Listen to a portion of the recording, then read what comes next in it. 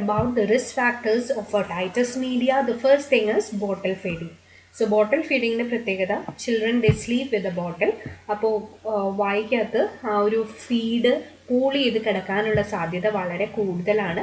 ആസ്പിറേഷനുള്ള ചാൻസസും വളരെ കൂടുതലാണ്. സോ അങ്ങനെ പൂൾ ചെയ്ത് കഴിയുമ്പോൾ there can be blockage of the eustachian tube. Finally, it may result in otitis media. The second risk factor is those children who are exposed to cigarette smoke. So cigarette smoke നോട് exposed ആയ കുട്ടികൾക്ക് allergic റൈനൈറ്റിസും അതുപോലെ തന്നെ upper respiratory tract ഇൻഫെക്ഷൻസും ഉണ്ടാവാനുള്ള സാധ്യത കൂടുതലാണ്. And finally it may cos otitis media. The next thing is over crowding. So over crowding അല്ലെങ്കിൽ ഒരു ചേരി കോളനിയിലൊക്കെ താമസിക്കുന്ന കുട്ടികൾക്ക് ഒന്നാമത്തെ കുട്ടികൾക്ക് ഹ്യൂമറൽ ഡിഫൻസ് കുറവായതുകൊണ്ട് അസുഖം കിട്ടാനുള്ള സാധ്യത വളരെ കൂടുതലാണ്.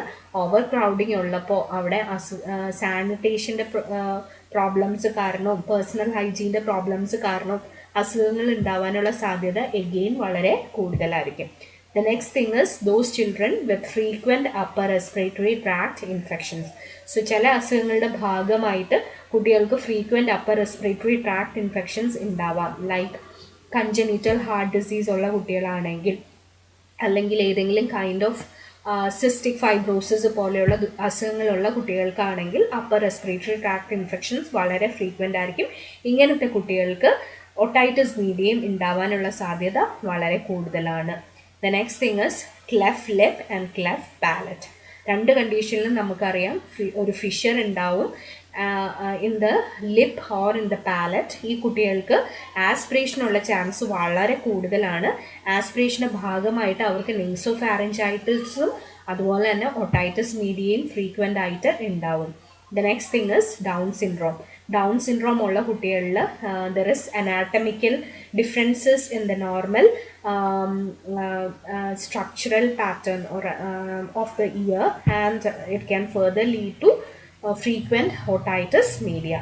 So these are the risk factors: bottle feeding, exposure to cigarette smoke, overcrowding, frequent upper respiratory tract infections, cleft lip and palate, as well as Down syndrome. Now I'll see about the pathophysiology.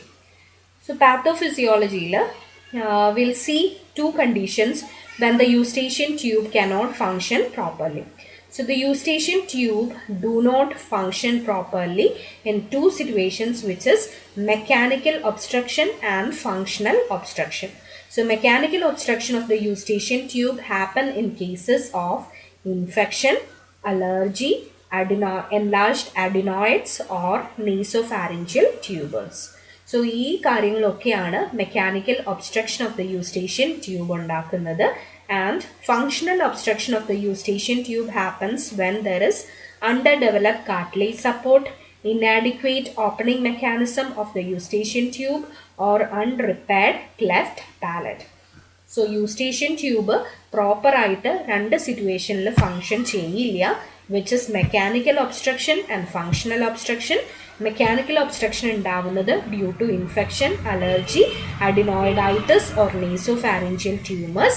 Functional obstruction ഉണ്ടാവുന്നത് in case of underdeveloped cartilage support, inadequate opening mechanism of the eustachian tube, and unrepaired cleft palate.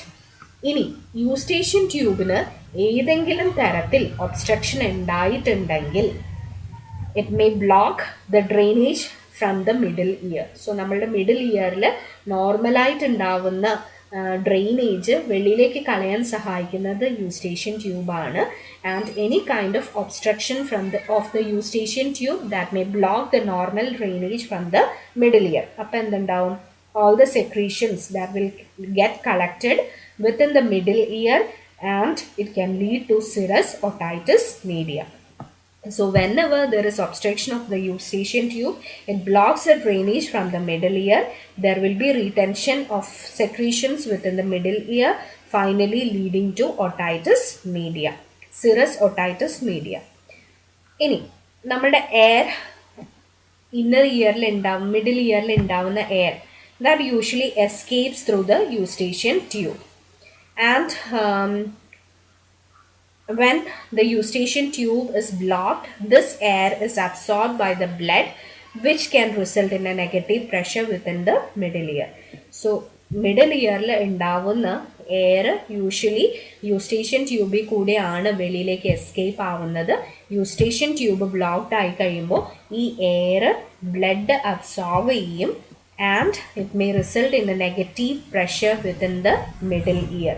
ഈ negative pressure കാരണമാണ് otitis media ഉണ്ടാകുമ്പോൾ കുട്ടികൾക്ക് വളരെയധികം year pain ഉണ്ടാവുന്നത്.